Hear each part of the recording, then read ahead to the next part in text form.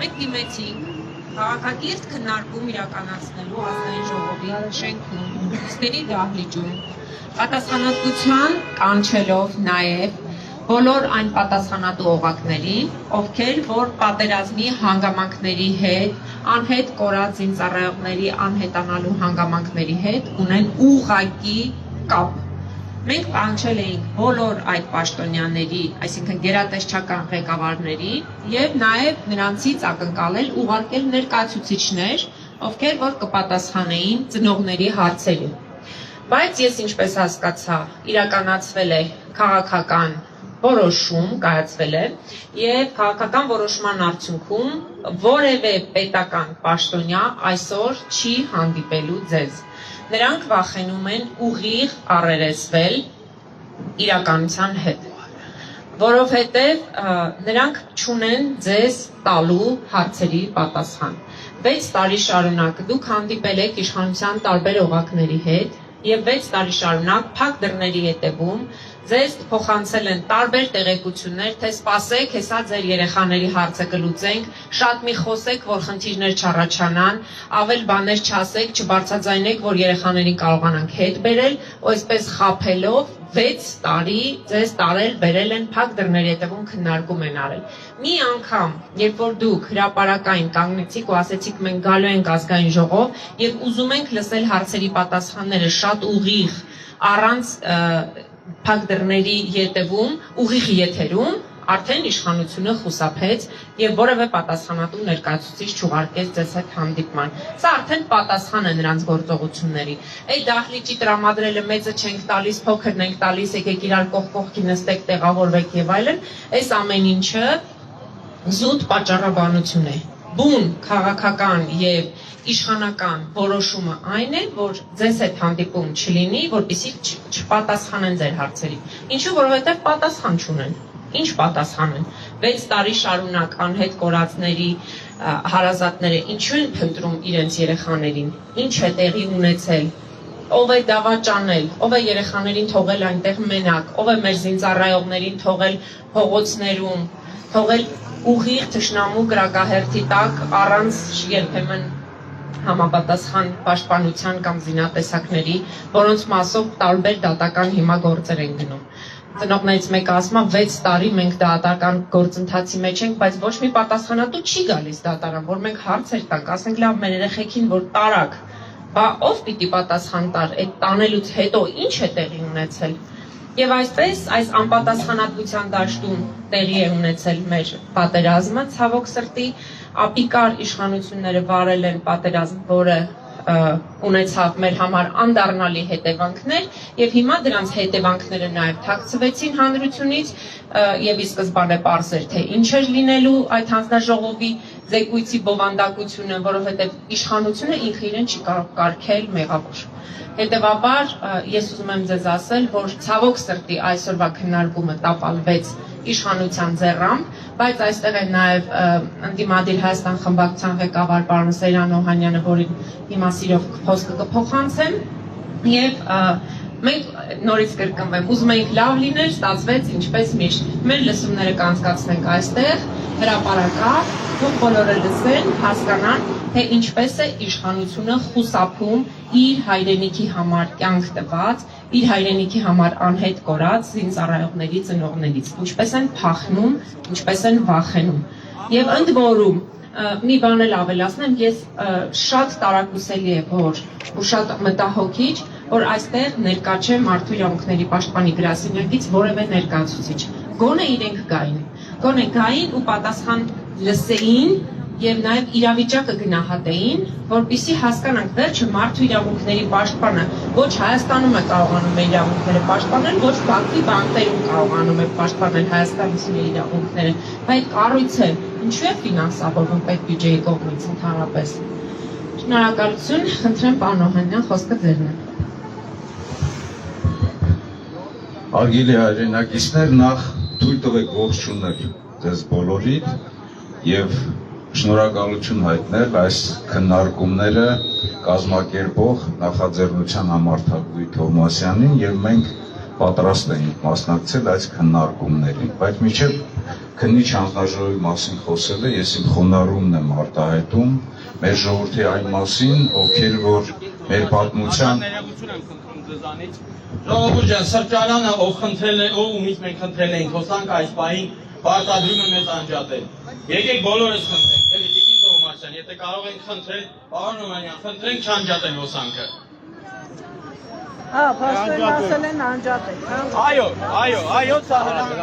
Բայց ինչ է շարունակել։ Բարձրախոսներ չկան, այդ բաները։ Եկեք շուտ լուր մնաք լսենք Օհանյանին։ Ես Անջատեցին արդեն։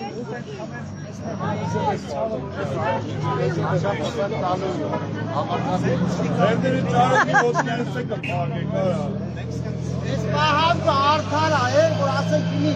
սովորական նահատակներին են սենց վերաբերվում։ Դե որ իմանա հայազգը թե իրան դեմդր է։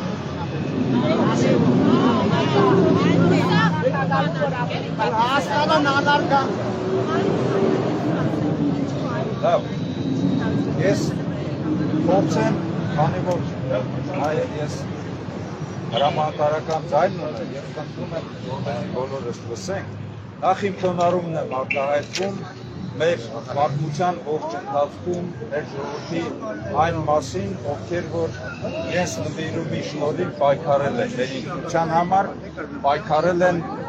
ոչ միայն խաղաղ պայմաններում, այլ պատերազմի ժամանակ եւ նաեւ իմ խոնարհումը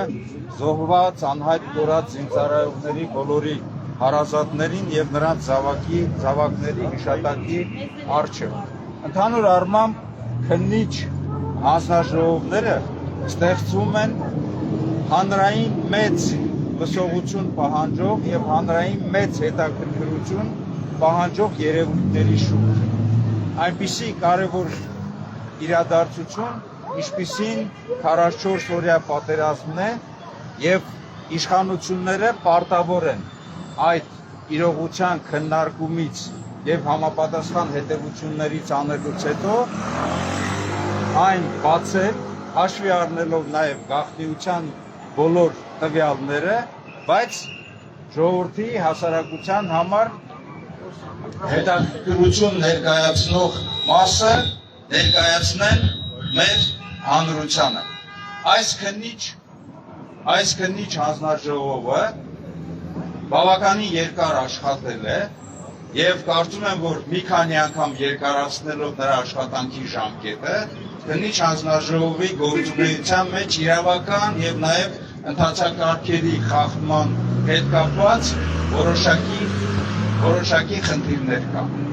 Եվ կարծում եմ, որ նաև այն պատասխանը, որ այսօր ազգային ժողովի ղեկավարությունը տվել է մեզ, այսինքն տվել է ձեզ, անհայտ կորած եւ զոհված զինծառայողների հարազատներին, խոսում է նրանց վերաբերմունքը մեր հանրության, մեր հասարակության նկատմամբ։ Ի սկզբանե քննիչ հանձնաժողովի գործունեության վերաբերյալ մենք կասկած ենք ունեցել ինչ առումով։ Այն առումով, որ այս քննիչ հանձնաժողովը գտնվելով քաղաքացիական պայմանագիր կուսակցության ղեկավարության եւ ամբողջ այդ խմբակի ենթակայության տակ չէր կարող արդարացի որոշում ընդունել եւ այդ զեկույցը զեկույց չէ։ Մանավանդ որ քննիչ հանձնաժողովի նույնիսկ քաղաքացիական պայմանագիր կուսակցության անդամները ես նկատի ունեմ Պաշտպանության եւ անվտանգության հանձնաժողովի անդամները։ Ոչ բոլորն են ծանոթացել եւ ոչ բոլորն են քվեարկել եւ ի պատասխան այն գրության, որ մենք ձեր պահանջով, ձեր խնդրանքով մենք ուղարկել էինք ազգային ժողովի նախագահ Ալեն Սիմոնյանին, որպեսզի հրապարակվի հանձնաժողովի աշխատանքները եւ նաեւ լսումներ կազմակերպվի, իրենք պատասխանել են, որ այն չի համապատասխանում ընթացակարգերին։ Պարզ բառերով ասեմ նաեւ հետեւյալը. քննիչ հանձնաժողովը իր կազմով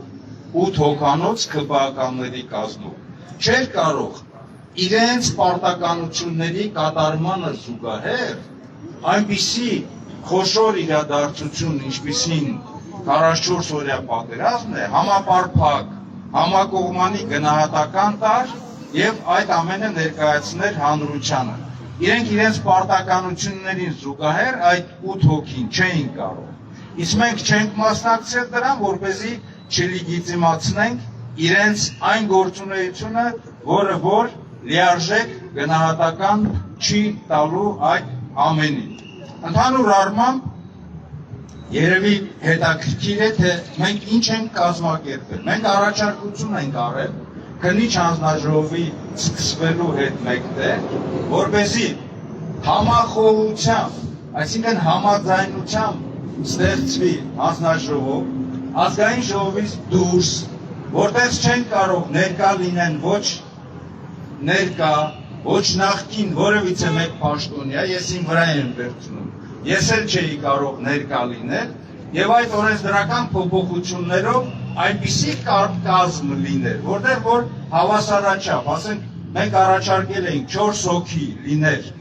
քաղաքապաշտպանություն, քաղաքացիական պայմանագրից, 4 հոգի ընդդիմությունից եւ Արցախից վերլուծական եւ նաեւ փորձագիտական հարթակից լինեին ներկայացուցիչներ։ Հակառակ դեպքում Ազան ներողություն եմ խնդրում, պարոն, ես խնդրեցի, որ մի քանի րոպե եւ ես ուզում եմ ձեզ շնորհակալություն հայտնել, թույլ տվեք ես ասեմ։ Ես ավարտեմ այդ միտքը։ Ես շնորհակալություն եմ հայտնում, որ դուք այսօր այստեղ եք։ Շնորհակալ եմ։ Ես խնդրել եմ, ես պարտավոր էի այստեղ լինել։ Հակառակ դեպքում, եթե համախոհությամբ չստեղծվի, եթե ձայների մեծամասնությունը այս իշխանության ներկայացուցիչներինն է, քննիչ հանձնաժողովը, որը ձևավորվել է Պաշտպանության եւ անվտանգության հանձնաժողովի մեջ, 8 հոգի իրենք են, 3 հոգի մնացածները։ Այդ դեպքում միշտ իշխանությունը իր կուրսքներ ծեծելու, ընդդիմությունը դրան չէր հավատալու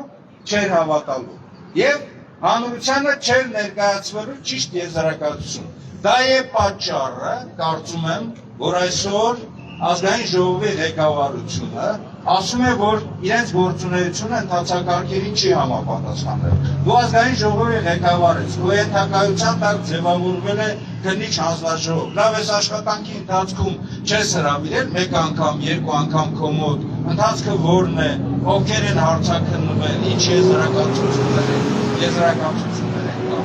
Պատասխանը մեկն է, իրենք խուսափում են իրականությունից, այնպես ինչպես խուսափում են այսօր իրականությունից, եղցիքի եւ ստի միջոցով փորձելով բարթել ամեն ինչ նախկիններին եւ փորձելով այսօր բարթել ամեն ինչ միայն բանակի վրա։ Այնինչ պատերազմի ժամանակ մարտնչում են բոլորը, մարտնչում է ամբողջ պետությունը եւ այս քննիչ հանձնաժողովի աշխատանքների մեջ երևի թե լինելու են տեղեկատվություն, որը իրենց չի